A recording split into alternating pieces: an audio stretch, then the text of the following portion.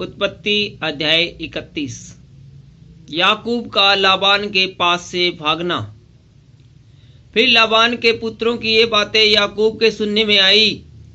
याकूब ने हमारे पिता का सब कुछ छीन लिया है और हमारे पिता के धन के कारण उसकी यह प्रतिष्ठा है।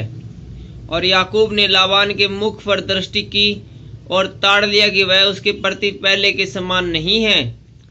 तब यहोवा ने याकूब से कहा, अपने पितरों के देश और अपनी जन्मभूमि को लौट जा और मैं तेरे संग रहूंगा। तब याकूब ने राहेल और लिया को मैदान में अपनी भेड़ बकरियों के पास बुलाकर कहा, तुम्हारे पिता के मुख से मुझे जान पड़ता है कि वह मुझे पहले के समान अब नहीं देखता, पर मेरे पिता का परमेश्वर मेरे संग है। तुम भी जानती हो कि मैंने तुम्हारे पिता की सेवा सख्ती भर की है, फिर भी तुम्हारे पिता ने मुझसे छल करके मेरी मजदूरी को 10 बार बदल दिया, परंतु परमेश्वर ने उसको मेरी हानि करने नहीं दिया। जब उसने कहा, चित्ती वाले बच्चे तेरी मजदूरी ठहरेंगे, तब सब भेड़ बकरियां चित्ती वाले ही जनने लगी। और जब उसने कहा, दारी वाले बच्चे तेरी मजदूरी ठहरेंगे, तब सब भेड़ बकरियां दारी वाले जनने लगी। इस रीति से परमेश्वर ने तुम्हारे पिता के पशु लेकर मुझको दे दिए। भेड़ बकरियों के गाभिन होने के समय मैंने स्वप्न में क्या देखा कि जो बकरे बकरियों पर चढ़ रहे हैं वे धारी वाले, चित्ती वाले और धब्बे वाले हैं। तब परमेश्वर के दूतों ने स्वप्न में मुझसे कहा, हे याकूब। मैंने कहा, क्या आज्ञा? उसने कहा, आंखें उठाकर उन सब बकरों को जो बकरियों पर चढ़ रहे हैं देख कि वे धारी वाले, चित्ती वाले और धब्बे वाले हैं, क्योंकि जो कुछ लाबान तुझसे करता है वह मैंने देखा है। मैं उस बेतेल का परमेश्वर हूँ जहाँ तूने एक खम्भे पर तेल डाल दिया था और मेरी मन्नत मानी थी। अब चल, इस देश से निकलकर अपनी जन्मभूमि को लौट जा। तब राहेल और लिया ने उससे कहा, क्या हमारे पिता के घर में अब भी हमारा कुछ भाग या अंश बचा है? क्या हम उसकी दृष्टि में पराई न ठहरी?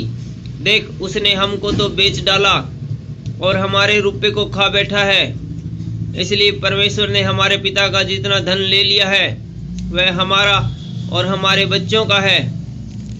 अब जो कुछ परमेश्वर ने तुझसे कहा है वही कर।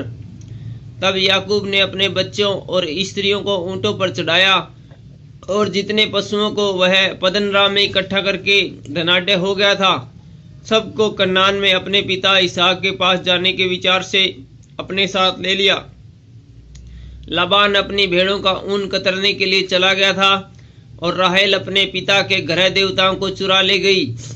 अतः याकूब लाबान अरामी के पास से चोरी से चला गया और उसको न बताया कि वह भागा जाता है। वह अपना सब कुछ लेकर भागा और महानद के पार अपना मुंह गिलाद के पहाड़ की ओर किया। लाबान द्वारा याकूब का पीछा किया जाना। तीसरे दिन लाबान को समाचार मिला कि याकूब भाग गया है, इसलिए उसने अपने भाइयों को साथ लेकर उसका 7 दिन तक पीछा किया और गिलाद की पहाड़ी में उसको जा पकड़ा।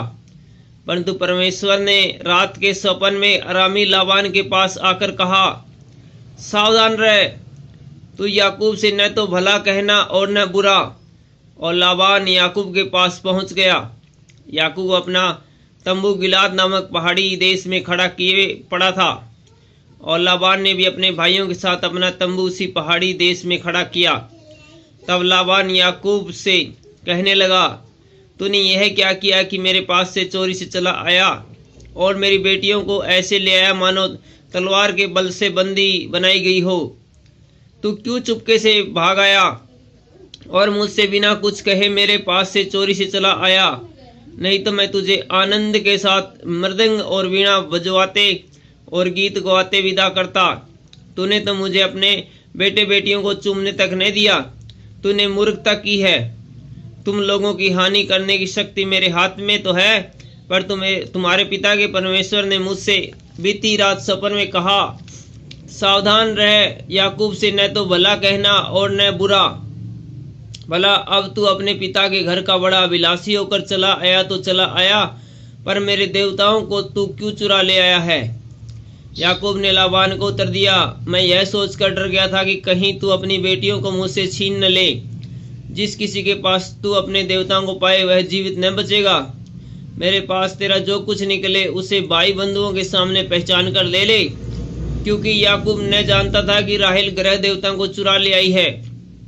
यह सुनकर लाबान याकूब और लिया और दोनों दासियों के तंबू में गया और कुछ न मिला।